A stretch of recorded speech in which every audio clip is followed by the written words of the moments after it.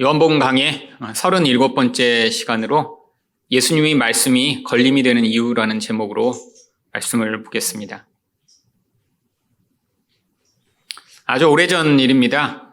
제가 가르쳤던 학생 중에 아주 열심히 있어서 제자훈련도 1년 동안 같이 하고 또 매번 수련회도 꼬박꼬박 참석을 하고 그러다가 리더로 섬겼던 그리고 선교까지 같이 갔던 한 학생이 있습니다. 그런데 대학교 4학년이 되더니 갑자기 이 성경에 있는 이 말씀들이 다 거짓말 같다라고 어느 날 하더라고요. 그래서 그렇지 않다. 이건 하나님 말씀이고 지난 수천 년간 많은 사람들의 삶을 바꾼 그런 말씀이고 이것 때문에 많은 사람들이 심지어는 죽음까지도 불사할 정도로 그렇게 중요한 말씀이다라고 했더니 자꾸 하나님 말씀이 너무 거짓말 같고 진짜가 아닌 것처럼 자꾸 느껴진다라고 이야기를 하더라고요. 그런데 제가 미국에 갔을 때 그 친구들이 저에게 연락을 해왔습니다.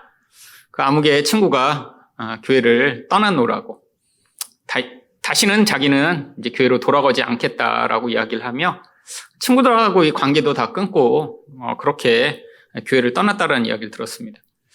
미국에서 그 이야기를 들었는데 참 제 책임인 것 같고 또 그 아이가 그런 의심과 그런 회의를 표명했을 때 어떻게 정말 그 아이를 꼭 붙들어서 떠나지 않도록 했어야 되는데 저희 모든 잘못인 것 같은 생각이 너무 많이 들어서 참 오랫동안 그 아이를 위해 기도했던 기억이 있습니다.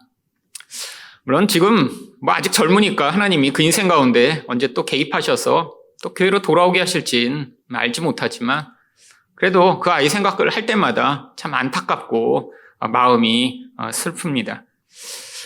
참 교회를 다 다닌다고 해서 한때 열심을 냈다고 해서 모두 다 신앙이 성장하고 열심을 내는 것이 아니죠. 오늘 본문 가운데도 무리들이 아니라 예수님의 제자들 가운데도 예수님의 말씀에 실족하여 예수님을 떠난 사람들이 있습니다. 그렇다면 예수님의 말씀이 걸림이 되는 이유는 무엇인가요? 첫 번째로 영적인 것을 받아들일 수 없기 때문입니다. 60절 말씀입니다. 제자 중 여럿이 듣고 말하되 이 말씀은 어렵도다 누가 들을 수 있느냐 한데 일반 사람들이 예수님의 말씀에 대해 이해할 수 없다라고 하는 것은 이해가 됩니다. 그런데 이 예수님의 말씀이 어렵다라고 지금 불평하고 있는 사람들은 성경이 제자들이라고 이야기를 합니다. 물론 이 제자들은 12제자를 제외한 또 다른 예수님을 위해 내가 내 인생을 바쳐 그분을 따라다니겠다라고 하며 예수님을 추종자였던 사람들을 이야기하는 것이죠. 그런데 이들이 이렇게 어렵다라고 얘기한 그 이야기가 무엇이었나요? 이 6장에서 예수님이 반복해서 하신 말씀이죠. 내가 하늘에서 내려온 생명의 떡이다. 날 먹어야 산다. 사실 알면 아주 쉽고 단순하고 명확한 말씀입니다. 그런데 이것을 영적으로 받아들이지 않으면 이 말씀에 걸림이 되는 것이죠. 왜 걸림이 될까요? 육적으로만 이해하려고 하기 때문이죠. 물론 예수님을 진짜로 먹을 수는 없습니다. 사람을 우리가 우리 음식을 먹듯이 먹어서 우리가 사는 것이 아니라 이것은 비유적이고 상징적인 표현이죠. 예수님이 주시는 그 영적 생명을 우리가 예수님을 믿음으로 얻을 수 있다라고 하는 것을 먹는다라고 표현하신 것인데 이런 영적인 세계를 받아들이지 못하는 사람은 이것에 걸림이 돼 더 이상 예수님을 믿고 관계가 발전하는 대로 나아갈 수 없었던 것입니다. 그래서 예수님이 61절에서 뭐라고 말씀하셨나요? 예수께서 스스로 제자들이 이 말씀에 대하여 수군거리는 줄 아시고 이르시되 이 말이 너희에게 걸림이 되느냐. 이 제자들이 이런 수군거림을 듣고 예수님이 이 말 때문에 너희가 실족하였느냐라고 말씀하신 것입니다. 이 걸림이 되다라고 하는 것은 걸어가다가 돌멩이에 넘어지던 길이 막히던 더 이상 진행할 수 없는 그런 상태, 그 상태를 이야기하는 것입니다. 예수님과 지금 같은 방향으로 걸어가고 있다라고 생각하여 제자라고 스스로도 생각하고 예수님을 따르겠다고 했는데 예수님은 지금 계속 가고 계신데 예수님의 말씀 때문에 예수님과 지금 동행하여 가지 못하는 상태죠. 여기 나와 있는 이 걸림이 되다를 그래서 성경에서는 주로 실족하다라고 번역을 하고 있습니다. 아니, 아주 쉽고 단순한 말씀 같은데 왜 이 말씀에 실족하여 예수님과 함께 할 수 없게 된 것인가요? 이 영적 말씀은 성령을 통해 우리의 마음의 문이 열리지 않으면 절대 이해하고 받아들일 수 없기 때문입니다. 여러분, 거듭난다는 것, 성령이 오셔서 우리 안에서 우리의 영을 새롭게 만드신다는 것, 바로 그 가장 중요한 증거가 예수님의 말씀을 받아들이게 하는 것입니다. 육적 차원이 아니라 영적 차원에서 바로 이 말씀이 우리에게 생명이 되며 우리 인생의 가장 중요한 것이라는 사실을 바로 성령이 오셔서 우리 새 사람이 깨어난 사람만 받아들일 수 있는 것이죠. 그래서 요한복음 14장 26절에서 보혜사 곧 아버지께서 내 이름으로 보내실 성령 그가 너희에게 모든 것을 가르치고 내가 너희에게 말한 모든 것을 생각나게 하리라. 성령이 없이 이 성경 말씀을 접하는 자들은 결국 걸림이 돼 넘어지게 되어 있습니다. 여러분, 똑똑한 사람이라고 성경을 더 잘 이해할 수 있을까요? 그렇지 않습니다. 여러분, 똑똑한 사람들은 성경을 보면 자꾸 인간적인 차원에서 이유를 찾고자 하죠. 이건 이래서 말이 안 되고 저건 저래서 말이 안 돼. 믿음의 차원에서 접근하면 너무나 다 말이 되고 너무나 합리적입니다. 그런데 세상의 지혜로 하나님을 판단하려고 하니까 하나님이 행하시는 그 모든 일들이 전혀 이해가 되지 않는 것이죠.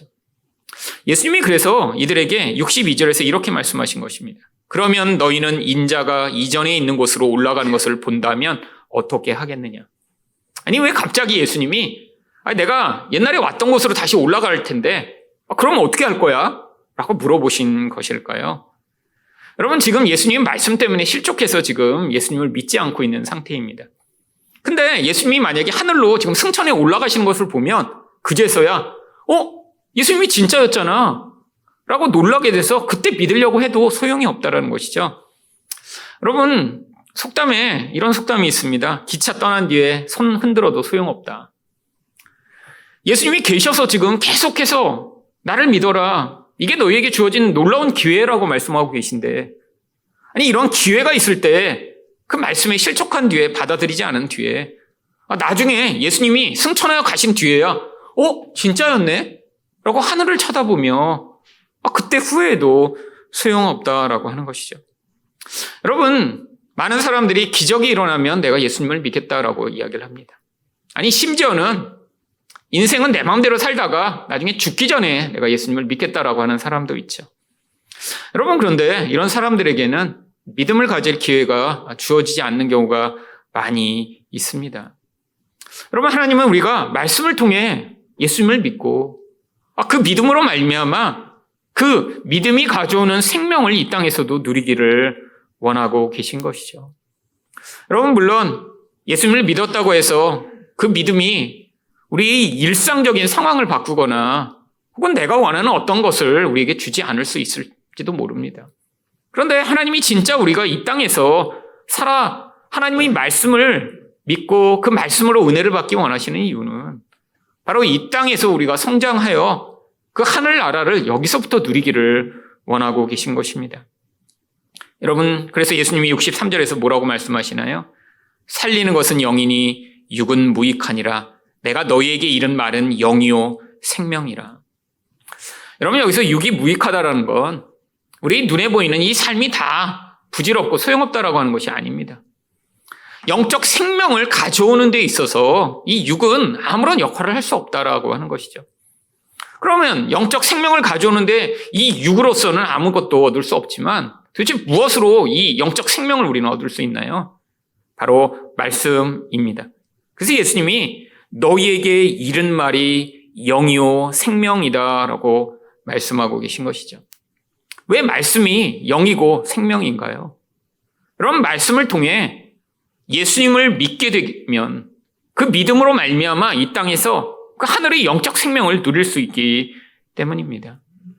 여러분, 이 성경 말씀을 많은 사람들이 그냥 옛날에 지어진 그런 고대인들의 그런 책이라고 생각하는 경우들이 많이 있습니다.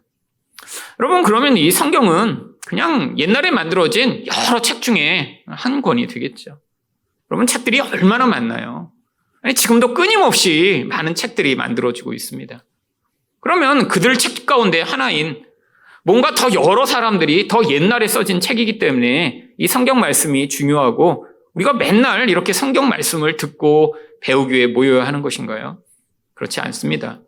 여러분, 성경은 하나님이 사람들을 통해 직접 자기가 어떻게 우리에게 그 생명의 길을 주실 수 있는지를 가르치시고자 우리에게 남겨주신 하나님의 말씀입니다.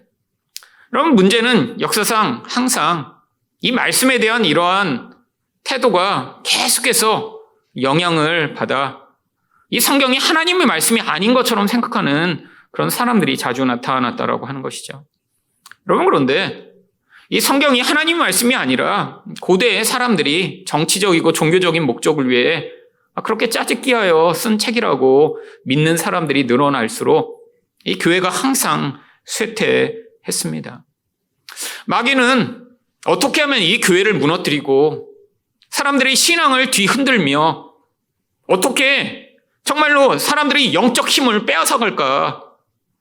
그가 연구한 가장 중요한 그런 공격 방법이 바로 말씀에 대한 권위를 뒤흔드는 것입니다. 하나님 말씀이 이런 생명이며 우리에게 하나님의 뜻을 전달하는 하나님 말씀이라는 그 권위를 우리가 믿지 못하게 되는 순간 사실 이 성경 말씀은 여러 권의 책 중에 하나가 되어버리는 것이고요.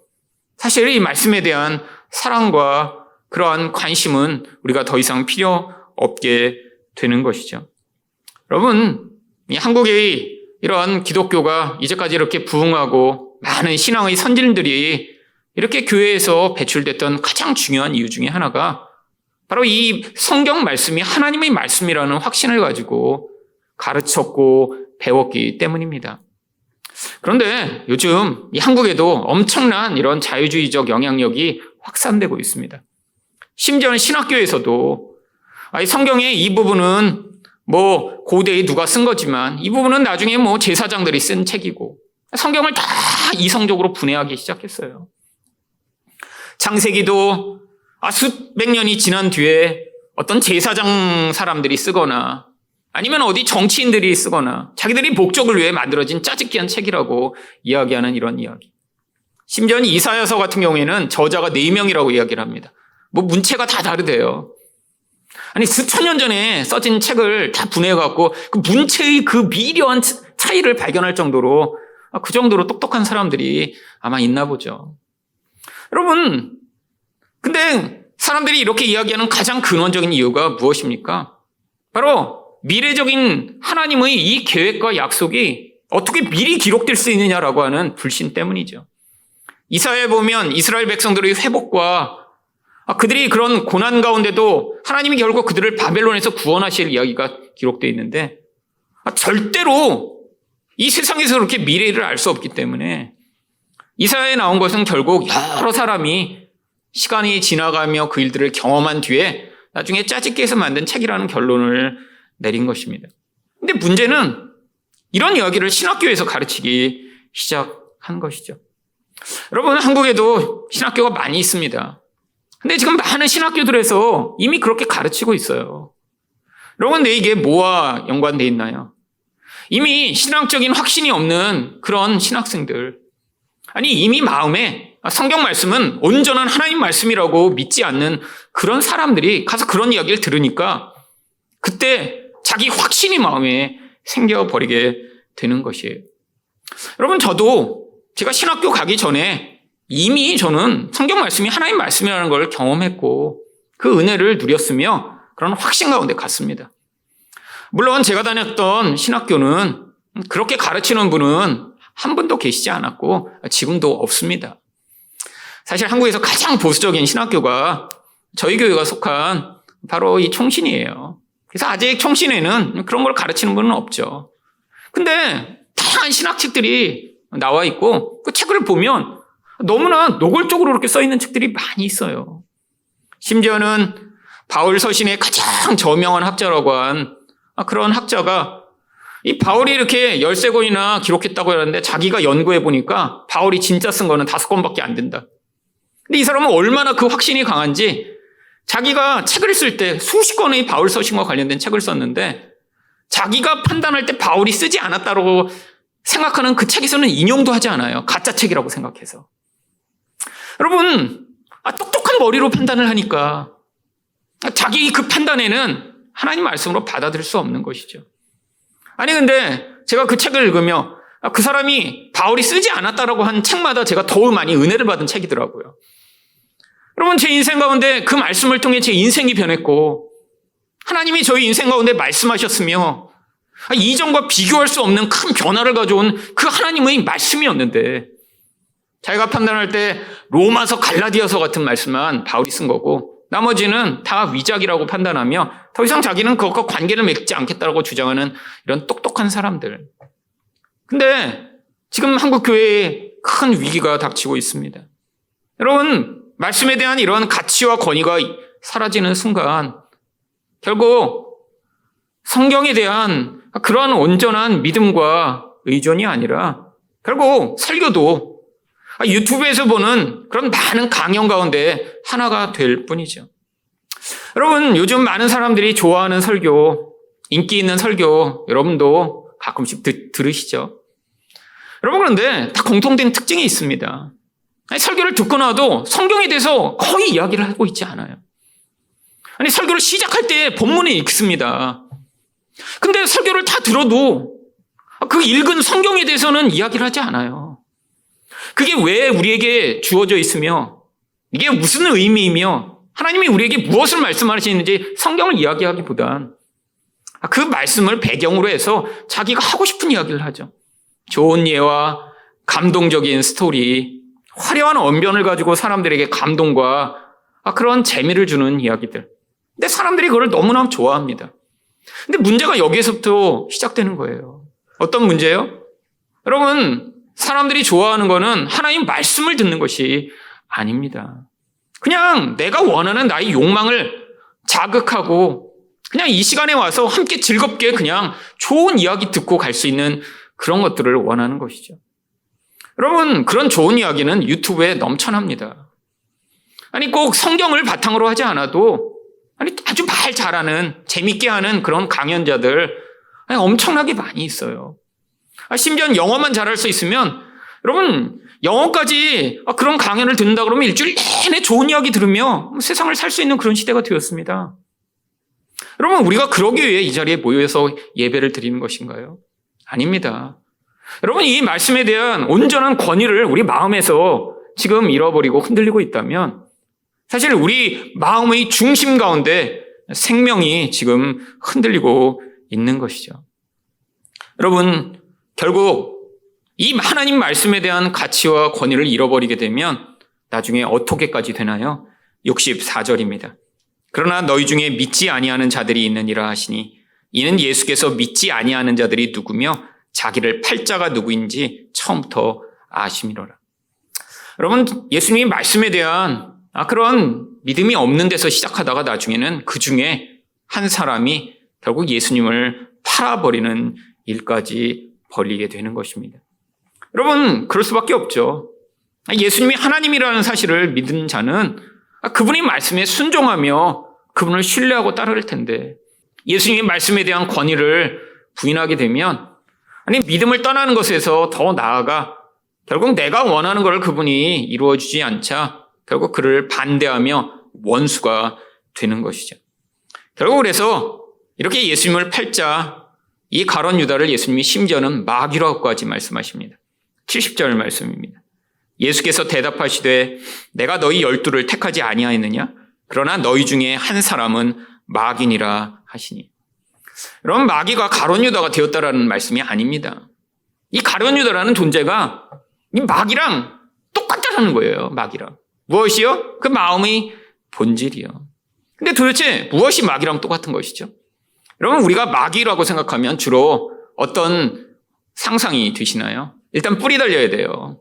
뿔이요. 그다음에 뭔가 삼시창 같은 이런 것도 하나 있어야 되고요. 눈도 이렇게 약간 찢어져야 되고 여기 이도 나와야 되고요. 얼굴은 주로 붉습니다. 여러분, 이런 막이 우리는 그렇게 생각하지만 여러분, 그건 사람들이 형상으로 만들어낸 막이죠. 여러분, 예수님이 이렇게 막이다라 얘기하시는 이 본질은 바로 마음의 태도의 문제예요. 여러분, 마귀에 대해 예수님이 아주 구체적으로 말씀하신 부분이 요한복음 8장 44절입니다. 너희는 너희 아비 마귀에게서 났으니 너희 아비의 욕심대로 너희도 행하고자 하느니라. 그는 처음부터 살인한 자여 진리가 그 속에 없으므로 진리에 서지 못하고 거짓을 말할 때마다 제 것으로 말하나니 이는 그가 거짓말쟁이요 거짓의 아비가 되었습니다. 여러분, 마귀랑 똑 닮은 자들을 향해 말씀하시는 거예요. 그래서 니네가 네 아버지 닮았듯이 너희는 그 마귀랑 똑같다라고 얘기하시는데 그 첫 번째 모습이 바로 욕심으로 살아가는 존재라고 하는 것입니다. 여러분, 하나님을 우리가 뭐라고 부르죠? 하나님은 사랑이시라. 여러분, 그런데 이 사랑이 하나도 없는 존재가 마귀라는 거예요. 근데 사랑이 없으면 뭐가 가득한가요? 이기적 욕심이 가득하죠. 나밖에 몰라요. 관계 맺을 수 없습니다. 다른 사람과 그래서 관계를 맺으면 무슨 일이 벌어지나요? 자기 욕심이 가득한 그 존재로 말미암아 파괴가 나타나죠. 그래서 이 마귀를 살인한 자라고 부르는 거예요. 여러분, 우리도 마찬가지입니다.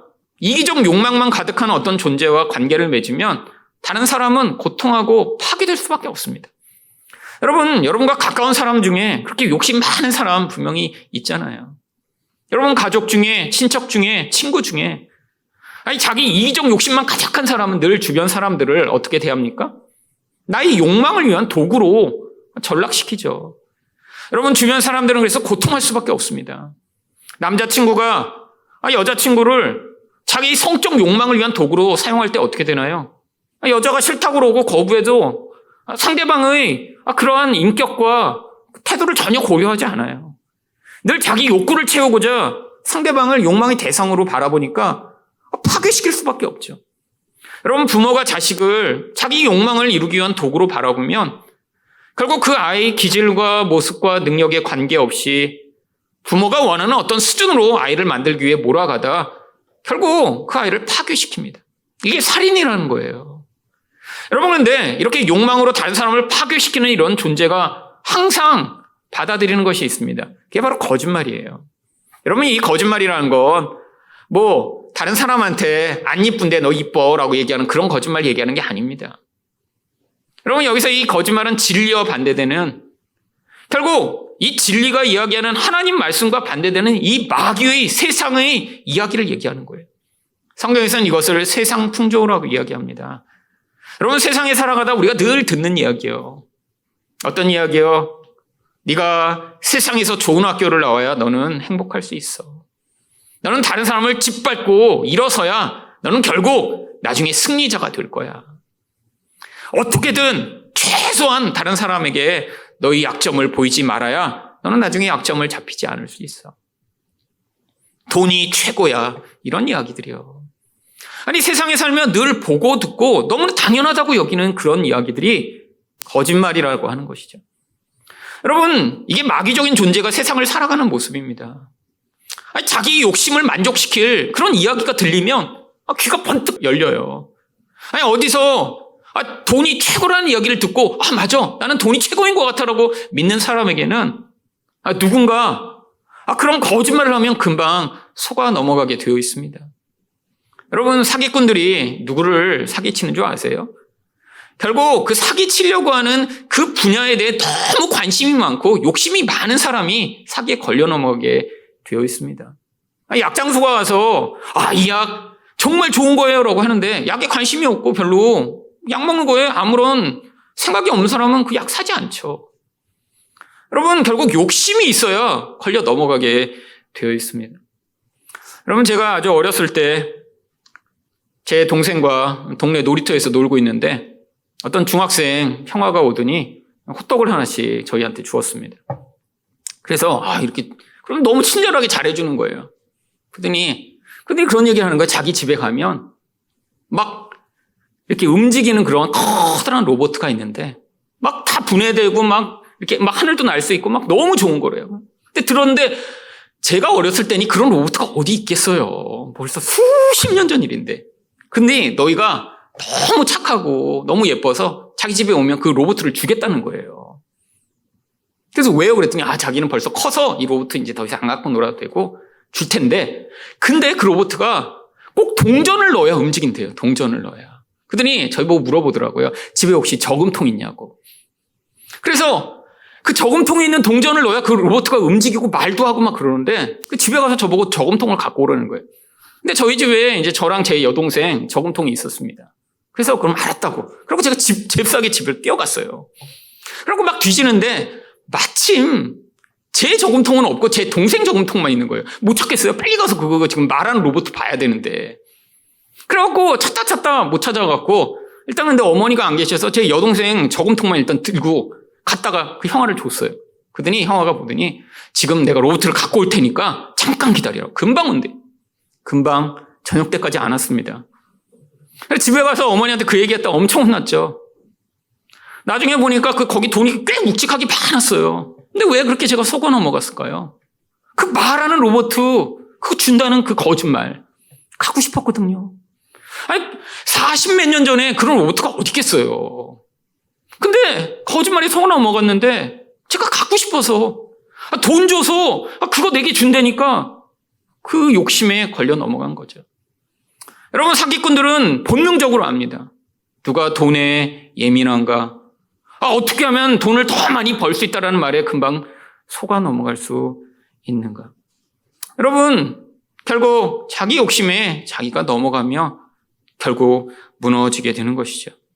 여러분, 마귀는 결국 이 세상을 통해 우리를 잡고 우리 욕심이 자극돼 결국 모든 관계가 파괴되는 방식으로 인생을 살아가도록 만들기 위해 우리를 계속해서 거짓말로 몰아갑니다.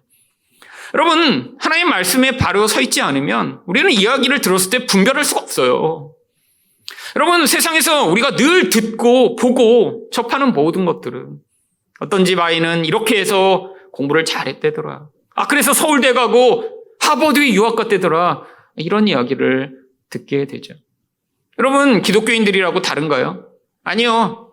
교회에서도 이렇게 하나님께 충성하고 헌신한 가정이 어떻게 자녀들이 놀라운 복을 받아 이렇게 좋은 학교에 가게 되었는지 그렇게 설교하는 그 설교가 정말 한국 교회에 이제까지 정말 엄청나게 유행을 했죠.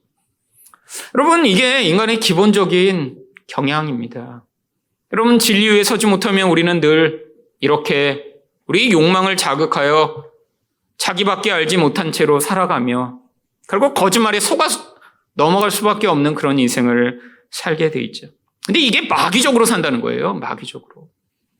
여러분, 결국 이런 마귀적 존재가 된 아주 구체적 인물이 71절에 나옵니다. 이 말씀은 가롯 시몬의 아들 유다를 가리키심이라. 그는 12 중에 하나로 예수를 팔 자더라. 여러분, 이 가롯 유다는 정말 역사 내내 가장 나쁜 놈으로 이렇게 이름이 날리게 됩니다.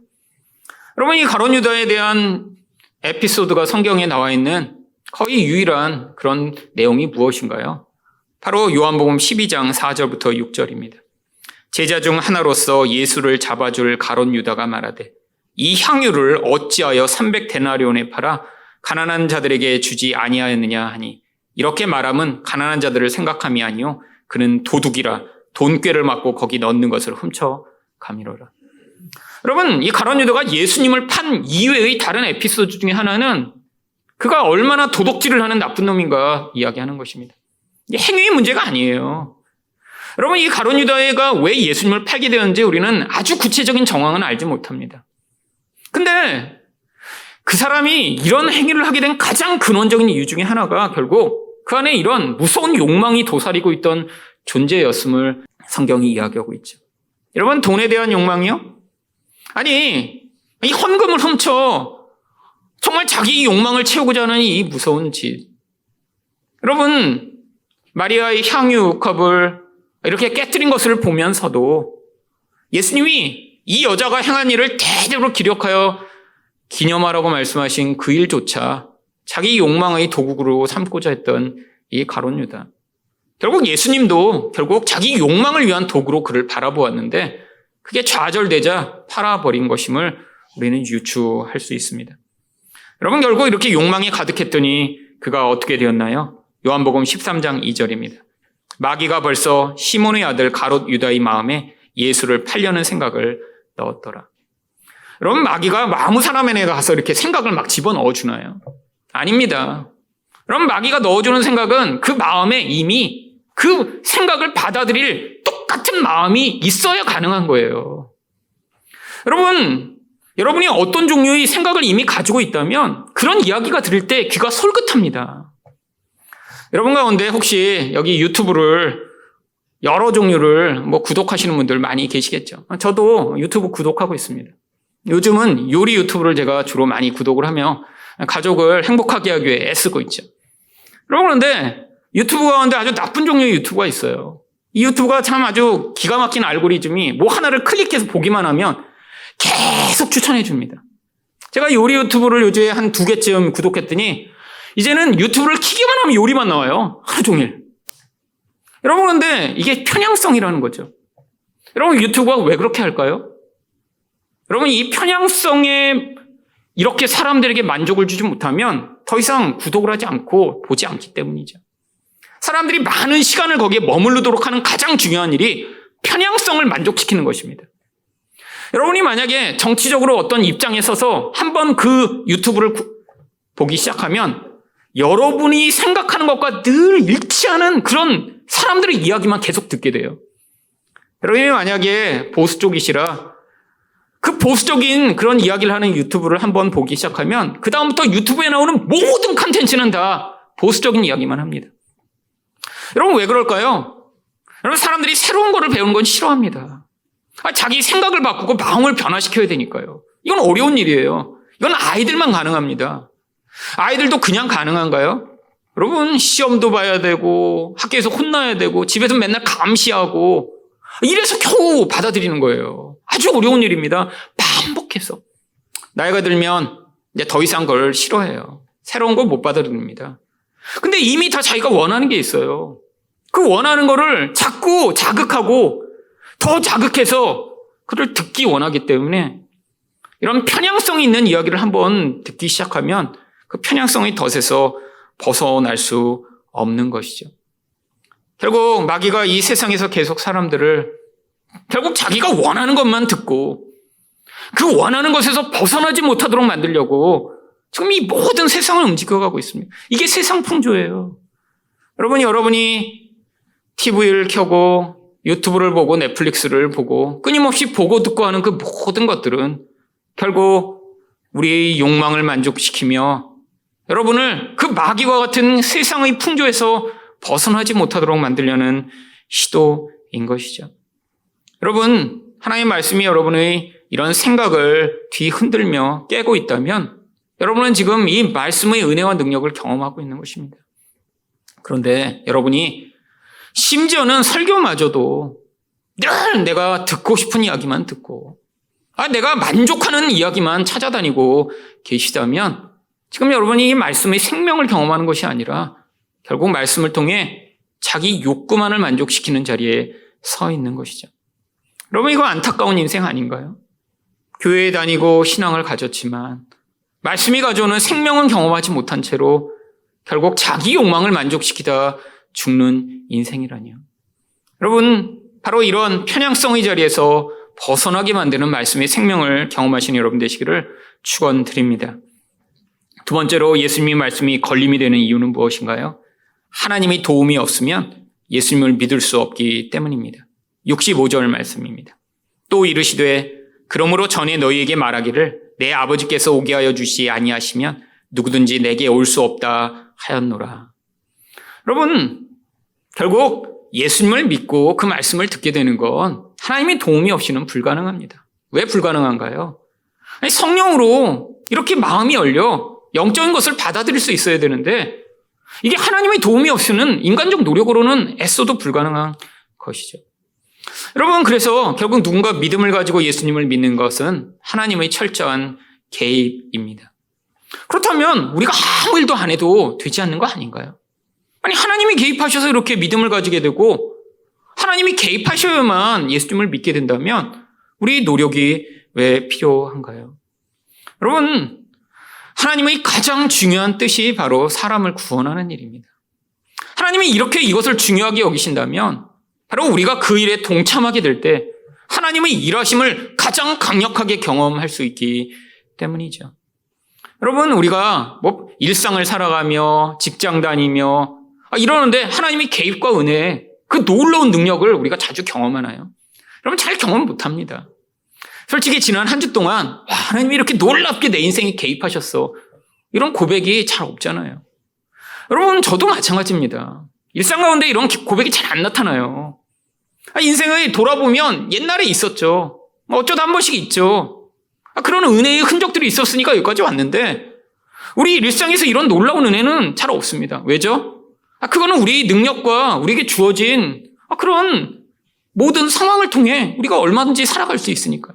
아니, 매일 지금 밥을 떠먹는데 하나님의 은혜가 필요한 사람이 있다면 하나님이 개입해 주시겠죠. 근데 그 정도는 우리 다 할 수 있잖아요. 막 하나님이 도와주셔야 막 식사를 하고 막 그런 사람이 어디 있어요. 여러분, 그런데 하나님이 꼭 도와주셔야 되는 영역이 어딘가요? 누군가를 구원하는 것입니다. 어떤 사람이 믿음을 가지게 되는 거예요. 여러분, 여기에서는 하나님의 역사가 그러니까 강력하게 일어납니다. 우리가 누구를 구원할 수는 없어요. 우리가 열심을 부린다고 누가 믿음을 가지게 되나요? 여러분, 제가 이 목회하면서도 가장 놀랍게 깨달은 일이 이겁니다. 제가 이 교회 개척하기 전에는 제가 설교를 그냥 열심히 하면 사람들이 막 그 열심으로 말미암아 감동하고 더 많은 믿음을 갖게 될 거라고 생각했는데, 제가 그래서 초기에는 막 정말 열심히 막 전해 보니까 제가 열심히 하나 안 하나 믿는 사람은 믿고 안 믿는 사람은 안 믿더라고요. 그래서 그때 깨달았어요. 이것도 하나님의 은혜구나. 내가 그렇게 그냥 목청 터져라 빨리 얘기하고, 그래서 그때는 막 예배 시간에 빨리 얘기해서 많이 말씀을 전하게 하려고 지금보다 1.5배로 막 말씀도 빨리 얘기했습니다. 막. 왜? 이 짧은 시간에 더 많이 얘기해서 좀 이 말씀을 은혜를 더 많이 받도록 빨리. 근데 생각해 보니까 그렇게 많이 들었다고 더 많이 은혜 받는 것도 아니고, 그래서 그때부터 조금씩 느려지기 시작한 거예요. 지금은 그래도 초기에 비해 1.5배속 지금 느려졌습니다. 그래서 제가 처음 설교할 땐 저희 어머니 아버지가 왜 이렇게 그냥 레코드 빨리 틀어놓는 듯이 그냥 그렇게 하냐고, 도대체 알아듣지를 못하겠다고 그러셨는데, 요즘은 이제 그래도 이제 알아듣겠다고 하세요. 너무 빨리 얘기했대요, 너무. 근데 여러분, 마찬가지죠. 우리가 열심히 낸다고 막 누가 구원받아요? 그럼 진짜 열심히 내겠죠.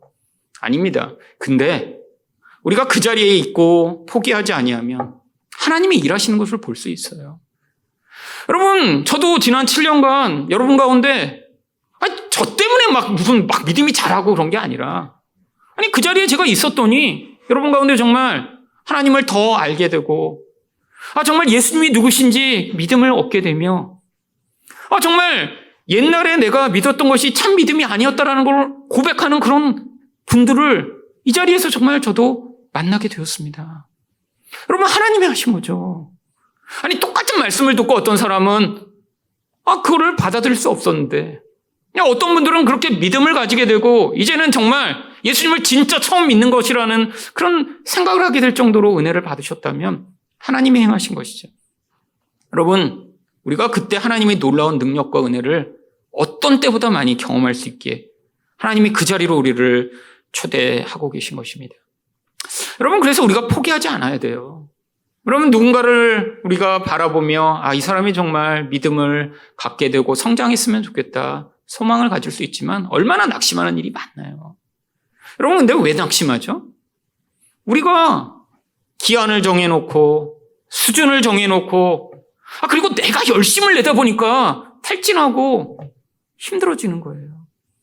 하나님이 행하신다면 하나님의 때에 하나님이 개입하실 것입니다. 포기하지 않고 우리는 기도만 하면 돼요. 기다리면 돼요. 사랑하면 돼요. 여러분, 하나님을 믿지 못하면 낙심하고 하나님을 믿어야 우리는 끝까지 갈 수 있습니다. 여러분, 예수님이 이렇게 말씀하시니까 사람들이 오히려 더 실족을 많이 해요. 그래서 66절에 어떤 일이 벌어졌나요?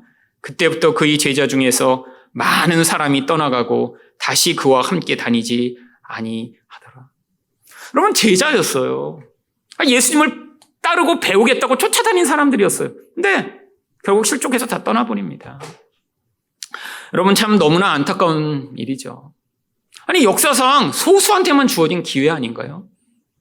아니, 정말 진짜 타임머신이라도 있으면 가서 예수님 만나고 싶은 그런 열망을 갖고 있는 사람도 있는데, 저요. 진짜 타임머신 있다면 정말 예수님 가서 진짜 한번 만나보고 싶어요. 옛날에는 그래서 그렇게 기도도 많이 했습니다.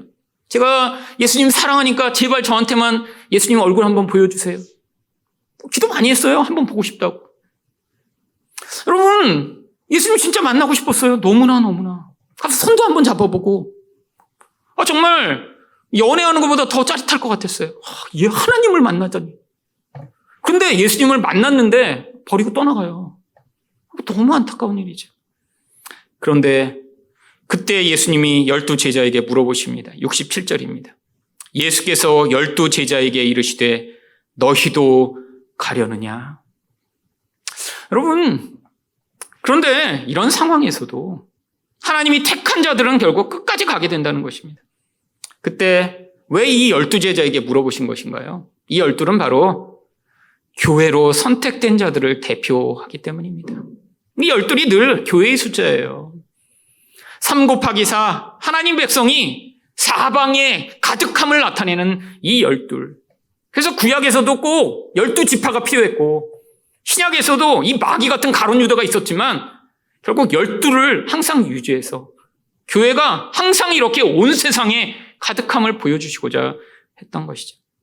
그때 68절과 69절에서 시몬 베드로가 이렇게 이야기합니다.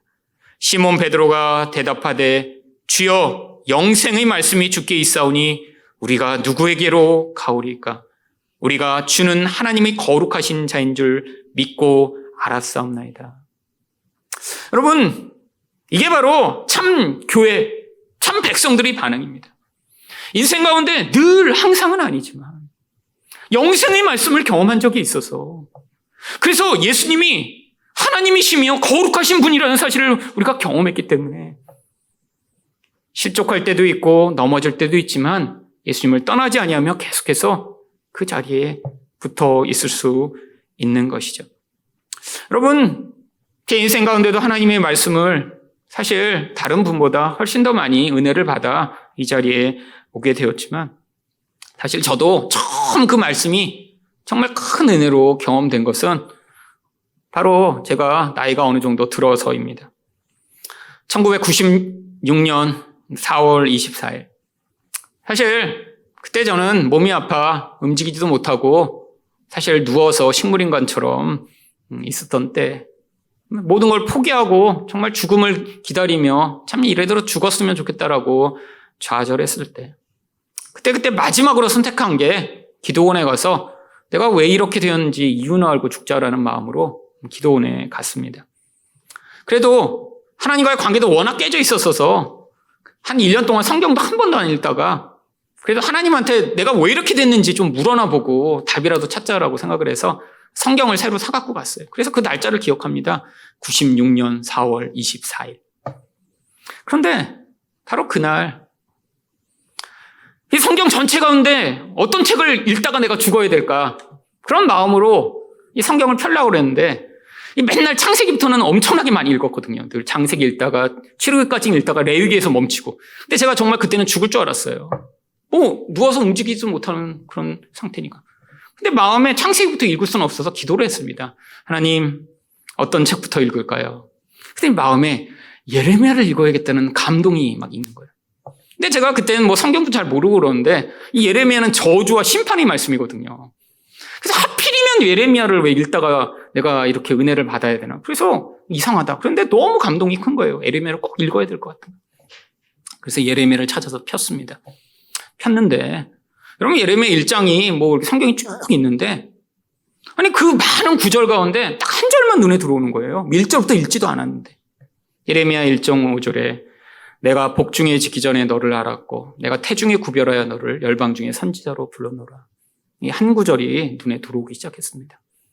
근데 제가 그때 그 구절을 보자마자 다시 성경을 닫았어요. 이게 얘기하는 게 너무 명확해서였죠.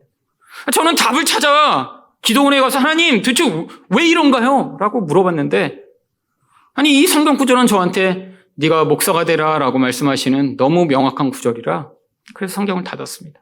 근데 그 말씀이 한번 머리에 들어오더니 떠나지를 않고 저를 사로잡는 거예요.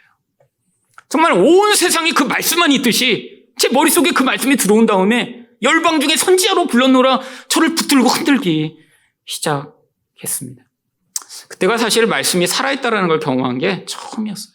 물론 그 전에 기도하면서 은혜도 많이 받고 그랬지만 하나님 말씀이라는 게 이렇게 강력하게 사람을 사로잡고 정말 영혼을 뒤흔들며 마음 안에 들어와 빠져나가지 않을 정도로 강력하구나. 그 말씀의 힘에 굴복해 그래서 그 다음날 제가 목사가 되기로 서원을 했습니다. 그때부터 참 제게 은혜로운 시간이 주어졌죠. 기도원에 있으면서 사실 아마 지금이었으면 유혹이 참 많았을 것 같아요. 왜냐면 이 스마트폰이라는 게 이게 정말 마귀의 도구예요. 정말 근데 그때는 스마트폰이 없으니까 그냥 정말 하루 종일 기도하다 성경 읽다 기도하다 성경 읽다 그냥 그러고 하루 종일 지냈어요.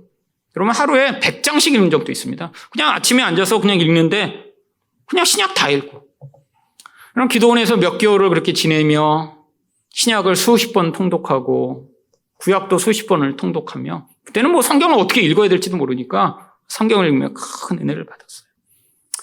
그때 그렇게 말씀을 매일 읽었더니 그냥 읽기만 했는데 문득문득 어떤 상황이 되면 말씀이 자꾸 떠오르는 거예요. 되게 신기합니다. 여러분 한번 해보세요. 여러분 정말 하루 종일 말씀을 읽잖아요? 그럼 누구와 얘기하다가도 말씀이 툭툭 떠올라요, 계속. 근데 그냥 아무 말씀이 떠오르는 게 아니라 그때그때 답을 주는 말씀이 떠오릅니다. 갑자기 불안해졌을 때, 갑자기 두려워졌을 때, 아니 신기하게 어떤 말씀이 떠오르고 그게 자꾸 제 인생에서 길이요 진리가 되는 경험을 엄청나게 많이 했습니다. 그 외에 어려움이 참 많았죠. 근데 그 말씀의 은혜가 제 인생을 이끌었습니다. 그렇게 해서 참 놀라운 은혜 가운데 1년여 정도가 지나갔습니다. 제가 이 예레미야 1장 5절 말씀을 제가 기도하는 자리에다 커다랗게 써서 이렇게 붙여놨어요. 근데 뭐든지 처음에 붙여놓을 때는 되게 좋은 마음으로 맨날 보고 이게 은혜 받아야지 붙여놓지만 사람이라는 게 익숙해지면 붙여놔도 나중에 보지도 않아요, 솔직히. 그냥 그게 벽지 일부가 됩니다, 그냥. 그래서 거기 원래 있었나? 나중에 기억도 못할 정도가 돼요. 1년 동안 붙어 있었으니까 이제 테이프 약간 떨어져갖고 너덜너덜해지고. 근데 어느 날 아침에 딱 앉았는데 다시 그 말씀을 제가 보는데 그게 딱 1년째 되었은 날이었습니다. 근데 마음에 갑자기 옛날 1년 전 생각이 나는 거예요. 한편은 되게 감사했어요. 그래, 그때 내가 죽을 수밖에 없었던 난데, 아니 죽기를 맨날 바라보던 난데 이 말씀으로 소명을 주시고 나를 살리셨지. 근데 마음이 한편에 의심이 들기 시작했습니다. 하나님이 나를 복중에 짓기 전에 알아셨다고 하는데 이거 거짓말 아니야? 아니 성경에 그렇게 써놨지만 누군가 알려면 태어나서 그래도 이름도 있고 인격도 있고 그래야 알지. 엄마 뱃속에서 사라져도 아무 상관없는 그런 존재를 알았다라고 하는 게 말이 될까? 근데 이게 의심이라는 게 참 엄청나게 힘이 있습니다. 기도하다가 의심이 딱 드는 순간에 더 이상 기도가 안 되는 거예요. 이거 다 가짜 아니야? 내가 지난 1년 동안 지금 뭐에 홀려서 이렇게 지금 살았던 거 아닌가? 기도가 딱 멈추더니 아무것도 할 수가 없는 거예요. 그래서 그냥 자리에 한참을 그냥 앉아 있었습니다. 신기하죠? 그때까지 그렇게 은혜 가운데 1년을 정말 미친 사람처럼 말씀과 기도에 빠졌다가 그 순간 의심이 들어오니까 이거 거짓말 아니야? 이런 생각이 사라져버리니까 기도를 못 하겠는 거예요. 그래서 그냥 가만히 그냥 앉아 있었어요. 근데 그때 저희 어머니가 저를 부르셨습니다. 밥 먹으라고. 그래서 제가 그냥 자리에 일어나서 밥 먹으러 나갔는데 그때 원래 뭐 가족이 아침은 보통 같이 먹는데 이미 다 나가고 아무도 없는 거예요. 그래서 저랑 저희 어머니랑 마주 앉았습니다. 근데 밥을 먹으려고 딱 숟가락을 떴는데 저희 어머니가 저보고 딱 그때 물어보시더라고요. 일승아, 네가 어떻게 태어난 줄 아니? 여러분 이거 참 되게 심각한 질문입니다. 그렇잖아요. 그 얘기 처음 들으면 출생의 비밀이 있나? 마음이 정말 덜컥 내려앉았어요. 그때 저희 어머니가 그 이야기를 해주셨어요. 네가 임신했을 때 사실은 너무 시집살이가 힘들어서 너를 낙태하려고 병원에 가서 수술 날짜를 잡았다고. 근데 그때 마침 시아버지가 저희 부모님 댁에 와서 계시면서 그날 이제 다음날 어머니가 병원에 가서 이제 수술하시려고 다음날 수술 날짜를 잡고 주무시는데 갑자기 새벽 2시쯤 저희 할아버지가 깨셔서 어머니 아버지 주무시는 방을 두드리셨대요. 그랬더니 놀래서 어머니 아버지가 나오니까 할아버지가 그때 그 얘기를 하셨대요. 지금 내가 꿈을 꿨는데 하늘에서 하얀 옷을 입은 할아버지 둘이 내려와서 네 배를 쓰다듬은 것 같다. 태몽이다. 너 임신했니? 그래서 저희 어머니가 네 그렇게 말씀하셔서 결국 제가 낙태되지 않고 태어났다라고 하시더라고요. 여러분, 제가 정말 그날 너무 충격을 받았습니다. 아, 정말 나는 낙태될 뻔한 아이였는데 하나님이 살려주셨구나. 아니, 이 말씀이 진짜였구나. 정말 하나님이 복중에 짓기 전부터 나를 알고 계셨구나. 나는 의미 있는 존재구나. 아니, 하나님이 정말 이 말씀으로 그날 제가 그런 의심 가운데 있을 때 제가 정말 하나님의 말씀이 진짜라는 사실을 깨닫게 하셨죠. 여러분, 우리 인생 가운데 사실 저만 하나님이 특별히 엄마 뱃속부터 저만 아시고 목사가 되니까 그렇게 하신 것이 아니라 사실 우리 모든 사람을 하나님이 다 성경을 보면 다 이미 알고 계시다고 이야기를 해요. 언제부터요? 창세 전부터. 여러분, 우리는 이 말씀을 받아들이면 사실 우리는 귀한 존재입니다. 이 말씀을 받아들이면 우리는 의미 있는 존재예요. 이 땅에서 우리가 어떤 모습으로 살아가던, 우리가 부유하던 가난하던, 유명하던 유명하지 않던, 아니 다른 사람에게 인기가 있던 인기가 없던, 하나님의 말씀대로 우리는 창세 전부터 하나님이 우리를 사랑하셔서 택함을 받은 너무나 귀한 존재입니다. 여러분, 그 귀한 존재들을 불러 하나님이 바로 예수님처럼 살기를 원하고 계신 거예요. 아니, 그렇게 귀한 존재를 불렀는데 이 땅을 자기 욕심을 채우며 살아가는 마귀처럼 살다 죽는다면 얼마나 비참하고 안타까운 일일까요? 예수님의 제자로 성도로 부름받은 여러분이 이 말씀의 능력과 은혜를 경험하심으로 예수님과 같은 바로 사랑하며 희생하며 하나님의 영광을 보여주는 여러분이 되시기를 예수 그리스도 이름으로 축원드립니다.